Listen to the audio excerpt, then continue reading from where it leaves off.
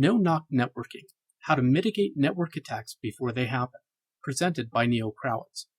Part 1, Small Companies. Every online system is under attack, and the network security community has coalesced around a few common defensive options. Detection allows administrators to see the attacks. Blocking stops the attacker's packets from reaching the system. And filtering selectively chooses which requests can reach the server. Well, what if there was another option? What if you could stop the attacks before they happen? I don't mean blocking the attacker from reaching the server. I mean deterring the attacker from attacking in the first place. This is the focus of No-NOC networking. In this video, I'll cover the background and describe the solution approach. In Part 2, I'll show a simple filter that reduces attacks by over 80%. That's not 80% of attacks being stopped. That's 80% fewer attacks. In Part 3, I'll show an advanced technique that will reduce attacks by over 99%. And in Part 4, I'll introduce full stack detection and advanced defensive options. So who am I? Hi, my name is Neil Krawitz, and I run a bunch of online services. Some of my services are large and popular, like photo forensics and the Hacker Factor blog, but some of my other services are smaller and lesser known. The thing is, it does not matter if you run a large popular service or a small private server just for yourself. If you run any kind of online service, then you are constantly under attack. The attacks often look like they're coming from everywhere and happening all the time. And if you think your server isn't under attack, then you're probably not watching your logs. So how bad is it? The Internet Storm Center has this long-running project called the survival time. They track how long it takes for a new computer on the Internet to receive an attack over the network. Back in 2003, the average survival time was less than 40 minutes. That meant you had about 40 minutes to get the system configured and patched before being attacked. With the 2003 network speeds, even patching in 40 minutes was a hard task to complete. And keep in mind, that 40 minutes is average. You can have much less time. Today, 20 years later, the average survival time has dropped to 40 seconds. As someone who provides an online service, what are your options to defend your systems? Well, if you're a big company, then you're probably deploying already configured systems that are protected behind layers of firewalls, load balancers, and various security appliances. You also have lots of sensors and monitors to generate logs, alerts, notifications, and warnings. If these monitors identify a problem, then you have the necessary skills on hand to generate a reasonable response. And if you need it, then you can always allocate more people, more resources, and more funding to find a quick solution. But what about small companies, like startups, non-technical shops, and individual hobbyists? Small companies often deploy live servers first and then configure them. That makes them vulnerable to attack. If they have a firewall or load balancer, then they probably configured it once and then walked away. They won't look at it again unless there's a problem. Most importantly, most small companies usually lack any full-time IT staff. When things go wrong, they have no additional people and no extra resources to handle any problems. If they're lucky, then they might find an open-source solution, or someone in a public forum who describes a similar problem. If they're really lucky, then maybe someone else replied to the forum with a solution. And if they're extremely lucky, then maybe the solution works. More often, small companies just rely on patching to keep the systems running. Don't get me wrong, patching is good. You need to patch your systems. But you also need to remember, by the time the patch comes out, you've already been vulnerable for days, weeks, or even longer. And God forbid you install something from source code, because your automated patching system probably won't notice if there's an update. There are some automated tools for monitoring your servers for you. Some of them can even identify vulnerabilities even if there are no viable patches out yet. However, most of these systems are too expensive for a small company. And even if you can afford it, you still need someone to review the logs and respond to the alerts. Most of the defensive tools out there are designed with the same basic premise. They generate logs, alerts, notifications, and warnings. These provide greater insight into any issues and better communications, which helps your IT staff manage your systems. And that's great. There's just one problem. They all require you to have some kind of NOC, a centralized network operations center where you can monitor logs and respond to alerts. And that means you need a staff who are available 24/7, 365 days a year. The problem is that I'm a one-person company. I don't have any staff. I don't have a NOC. I don't even have a crappy drawing of a NOC. What I have is a computer that is plugged into the internet, where all of the attackers are located, and they are constantly probing and scanning every server, including mine, looking for anything that they can compromise. I might as well have a big red sign pointing at my computer that says easy target over here. But there's one other problem. It's that clock. 24/7, 365 days a year. I don't know about you, but I eat, sleep, go grocery shopping. I travel. I'm not always at my computer.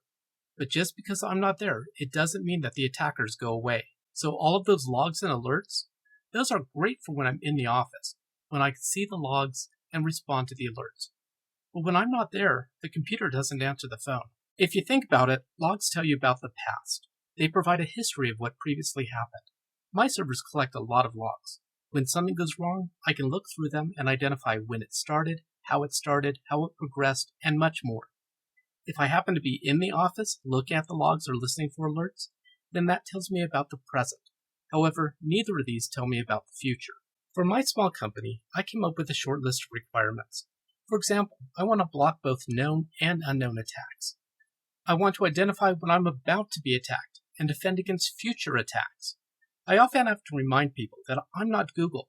I don't have unlimited computing power, unlimited bandwidth, and an army of technical admins. So whatever solution I use, it needs to have low resource requirements. It also needs to be completely automated for when I'm not there. And most importantly, it needs to be easy for me to patch. When there's a problem, not if, when. I don't want to wait days, weeks, or longer for some external vendor to come up with a solution. If I have a problem, then I want a solution now. Hoping that something already exists, I searched Google for 100% automated network protection that predicts the future. Unfortunately, it didn't find anything. But I did like the suggestion how to hack a hacker. Truthfully, there are some solutions out there. Unfortunately, they're primarily focused on generating logs and alerts.